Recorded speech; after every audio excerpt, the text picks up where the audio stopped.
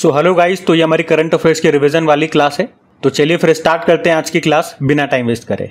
तो इस प्रश्न में पूछ रहे हैं आईसीसी ने मई महीने के लिए किसे महिला प्लेयर ऑफ द मंथ चुना है। तो आंसर होगा चामरी अट्टापट्टू को। कौन सा महीना?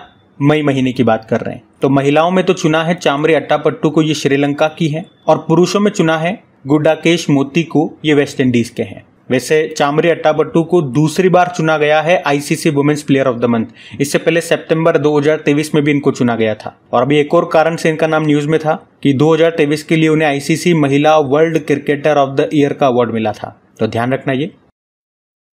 फिर आपसे पूछ रहे हैं प्रधानमंत्री नरेंद्र मोदी के राष्ट्रीय सुरक्षा सलाहकार नेशनल सिक्योरिटी एडवाइजर फिर से कौन बन गए? अजीत डोभाल बन गए। ये स्टार्टिंग से ही नरेंद्र मोदी के नेशनल सिक्योरिटी एडवाइजर बने हुए 2014 से ही। तो आप कह सकते हो लगातार इनका ये तीसरा साल है, मतलब तीसरी बार बने हैं लगातार। जिस तरह से नरेंद्र मोदी लगातार तीसरी बार प्रधानमंत्री बने, तो ये भी लगातार तीसरी बार उनके राष्ट्रीय सुरक्षा सलाहकार बने। और इनसे एक और पॉइंट ध्यान रख लो आप कि अशोक चक्र के बाद दूसरे सर्वोच्च वीरता पुरस्कार कीर्ति चक्र से सम्मानित होने वाले ये पहले पुलिसकर्मी भी हैं। वैसे हमारे पहले नेशनल सिक्योरिटी गार्ड कौन थे? 1998 में बने थे, ब्रजेश मिश्रा उनका नाम है। और इस तरह से अजीत डोभाल ये भारत के 5वें नेशनल सिक्योरिटी एडवाइजर बने। ये ऑप्शन भी ध्यान में रख लो। अमित खरे और तरुण कपूर ये प्रधानमंत्री के सलाहकार एडवाइजर अभी बनाए गए हैं। मैंने इसके लिए अलग से प्रश्न नहीं कराया, यही ऑप्शन में नाम रख दिए थे, तो यही मैंने आपको बता दिया।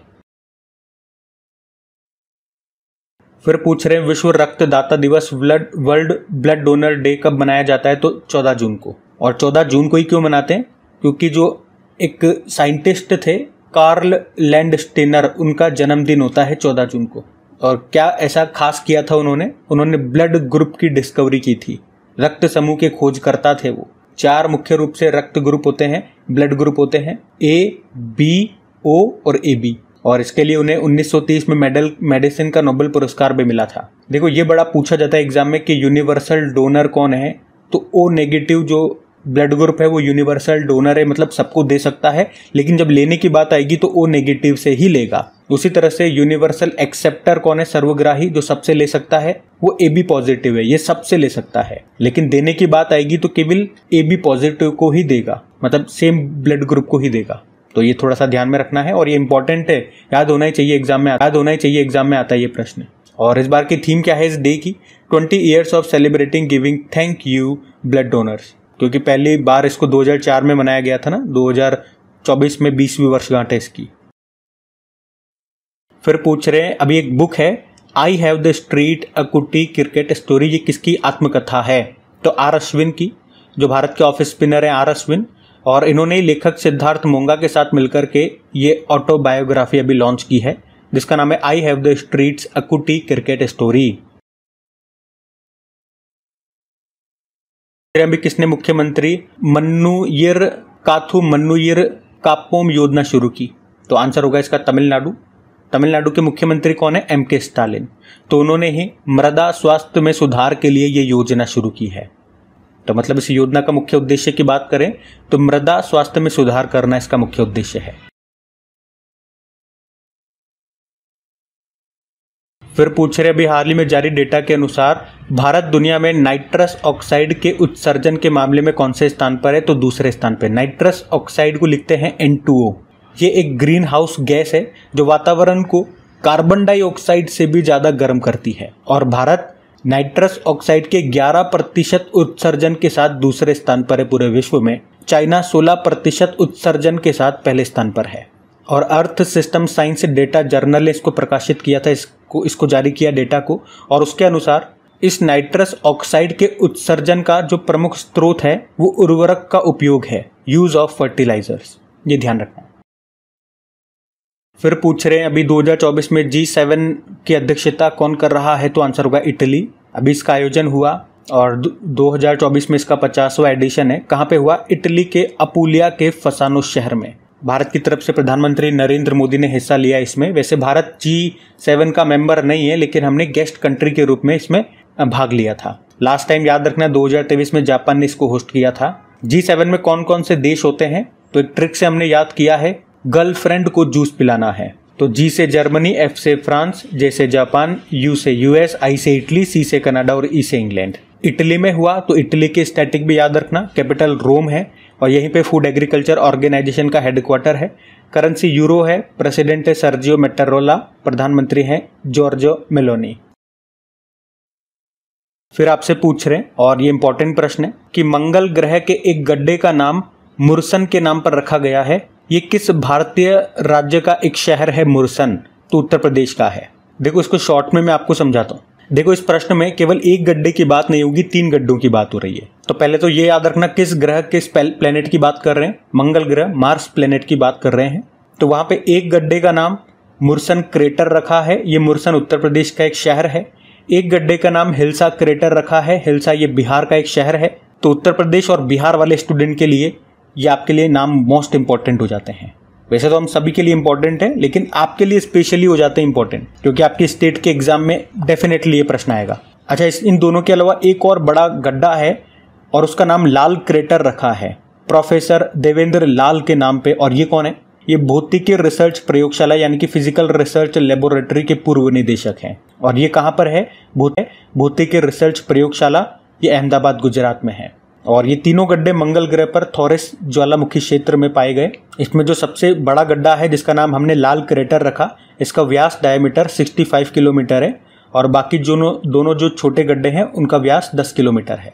और अगर आप जानना चाहो कि इन्हीं शहरों के नाम पे इनके नाम क्यों रखे गए, क्योंकि जो हमने कहा ना भौतिकी रिसर्च प्रयोगशाला फिजिकल रिसर्च लेबोरेटरी, इसके वर्तमान में डायरेक्टर हैं डॉक्टर अनिल भारद्वाज और एक वैज्ञानिक हैं डॉक्टर राजीव रंजन भारती। उनके जन्म स्थान है ये, तो उनको सम्मानित करने के लिए उनके जन्म स्थान के नाम पे इन गड्ढों का नाम रखा गया है, ये कारण है। और इन गड्ढों के नाम हमारे ही नाम पे क्यों रखे गए, मतलब भारतीयों के नाम पे ही क्यों? क्योंकि हमने ही उनकी खोज की थी। ये जो भौतिकी रिसर्च प्रयोगशाला है, ये जो फिजिकल रिसर्च लेबोरेटरी है, इसके शोधकर्ताओं ने ही, रिसर्चर्स ने ही इसकी खोज की थी 2021 में। तो ये इंपॉर्टेंट क्वेश्चन था। जो भी खास बातें थी मैंने आपको शॉर्ट में बता दिया है, ध्यान में रखना। अब आप अगर कहो कि ये शॉर्ट है क्या, तो भाई ये शॉर्ट ही है। अब जितनी काम की चीज होगी वो तो मेरे को थोड़ा बहुत बताना ही पड़ेगा ना, चाहे रिवीजन वीडियो है। अब मैं ऐसा तो है नहीं क्वेश्चन बताया आंसर बताया आगे बढ़ जाऊं, तो फिर ऐसे पढ़ाने से क्या फायदा। वो तो आप क्यूज लगा लो, पीडीएफ देख लो, क्वेश्चन आंसर तो वहां पे मिल जाएंगे, क्योंकि आजकल एग्जाम में क्वेश्चन थ्योरी से भी बन जाते हैं। अगला प्रश्न देखते हैं।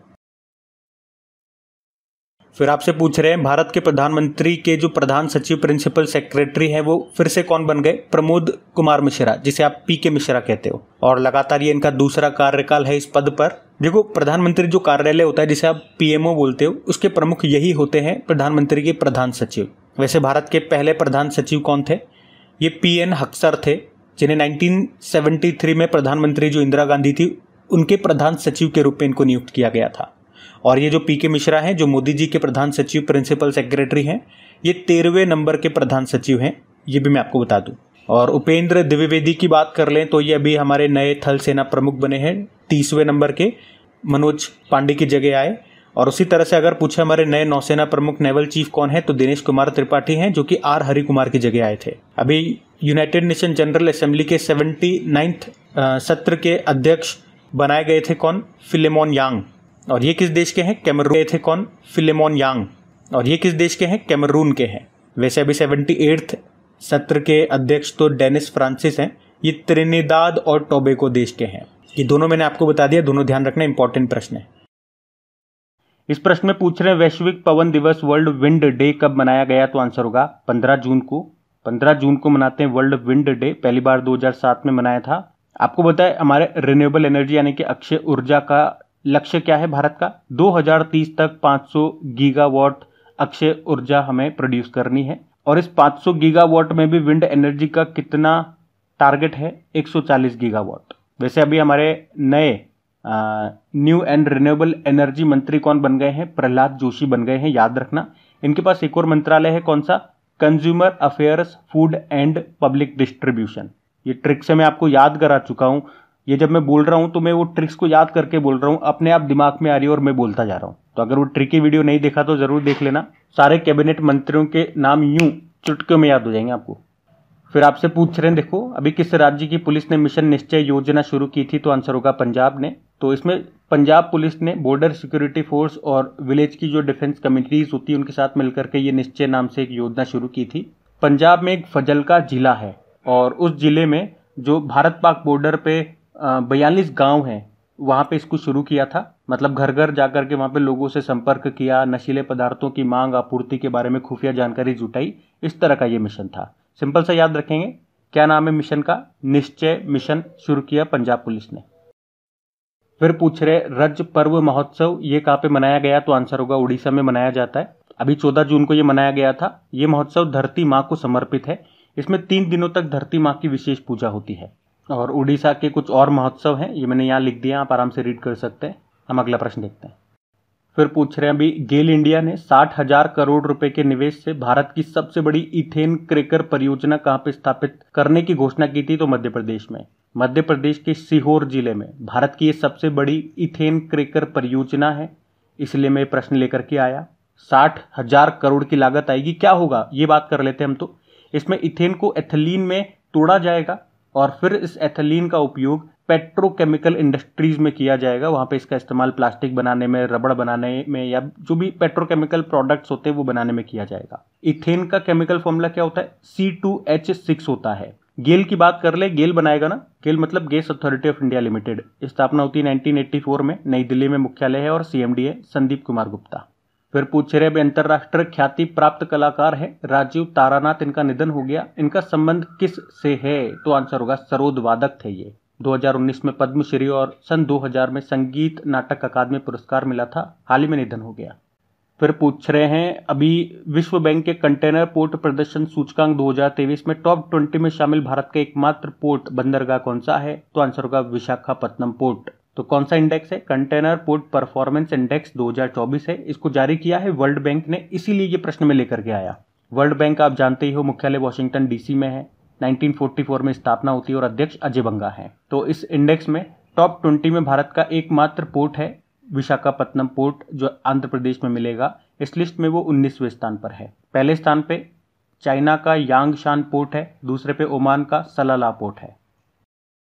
फिर पूछ रहे घरेलू उपभोग व्यय सर्वेक्षण के अनुसार दूध और दूध से बने उत्पादों का सर्वाधिक उपयोग करने वाला शीर्ष राज्य कौन सा है? तो हरियाणा है। देखो यहाँ बात क्या कर रहे हैं, ये अच्छा प्रश्न हो सकता है, तो सुनो इसे थोड़ा सा। घरेलू उपभोग व्यय सर्वेक्षण 2022-23 की इंग्लिश में बोलोगे तो हाउस होल्ड कंजप्शन एक्सपेंडिचर सर्वे 2022-23। इसे जारी किया है सांख्यिकी और कार्यक्रम कार्यान्वयन मंत्रालय यानी कि ministry of statistics and programme implementation ने। ये सर्वे हर 5 साल में एक बार होता है, तो इस बार हुआ है तो इंपॉर्टेंट है। इसमें जो कंजप्शन है, व्यय है, उसका डेटा आंकड़े बताए जाते हैं। जैसे कि देखो दूध और दूध उत्पादों का कंजप्शन के मामले में कौन सा राज्य टॉप पर है? तो हरियाणा टॉप पर है। पेय पदार्थों के मामले में, ड्रिंक्स के मामले में कौन सा राज्य टॉप पर है? तो तमिलनाडु। मतलब इनका व्यय कंजप्शन सबसे ज्यादा कौन सा राज्य कर रहा है, ये बात कर रहे हैं। जैसे कि मछली, मांस, अंडा, इनका कंजप्शन सबसे ज्यादा केरल में होता है। परिवहन का उपयोग सबसे ज्यादा केरल में होता है। चिकित्सा व्यय की बात करें तो अगर ग्रामीण क्षेत्रों में बात करेंगे तो केरल टॉप पर है और शहरी क्षेत्रों में बात करेंगे तो पश्चिम बंगाल टॉप पर है। और ऊपर जो पॉइंट्स हमने पढ़े इसमें ग्रामीण और शहरों में दोनों में टॉप पे, जैसे कि दूध के मामले में ग्रामीण और शहरों में हरियाणा टॉप पर है, तो मैंने हरियाणा बोला। अलग अलग नहीं है ग्रामीण और शहरों का डेटा, दोनों में सेम ही है, तो एक ही राज्य मैंने बताया। लेकिन चिकित्सा में अलग अलग है, जैसे कि ग्रामीण क्षेत्रों में टॉप पर केरल है, शहरी क्षेत्रों में टॉप पर पश्चिम बंगाल है, तो यहाँ मैंने अलग अलग आपको बताया। ये आप ध्यान रखना, बिल्कुल शॉर्ट एंड स्वीट में मैंने आपको बता दिया। तो यहीं तक रखते हैं आज की क्लास। कमेंट करके जरूर बताइएगा आपको क्लास कैसी लगी है। और अभी तक आपने वीडियो को लाइक नहीं करा तो प्लीज़ वीडियो को लाइक करके दोस्तों के साथ में शेयर जरूर कीजिएगा। देखो बीच में क्लास के बीच में मैं आपको बिल्कुल नहीं बोलता हूँ वीडियो को लाइक करो, शेयर कर दो, लेकिन आप में से जो हमारे शुभचिंतक हैं जिनको लगता है कि ये जो मैं मेहनत कर रहा हूँ, आपके वीडियो तैयार कर रहा हूँ, बल्कि व्यूज़ नहीं आते हैं हमारे वीडियोज़ में, आपको पता है, लेकिन उसके बावजूद आप लोगों की अच्छे से तैयारी हो सके, रिविजन हो सके, मैं अलग से टाइम निकाल करके मेहनत करता हूँ, रिकॉर्ड करता हूँ, सब कुछ करता हूँ। तो प्लीज़ आप लोग लाइक और शेयर तो कर ही सकते हो, 1 मिनट भी नहीं लगेगा आपको, ज़रूर करना। Thank you.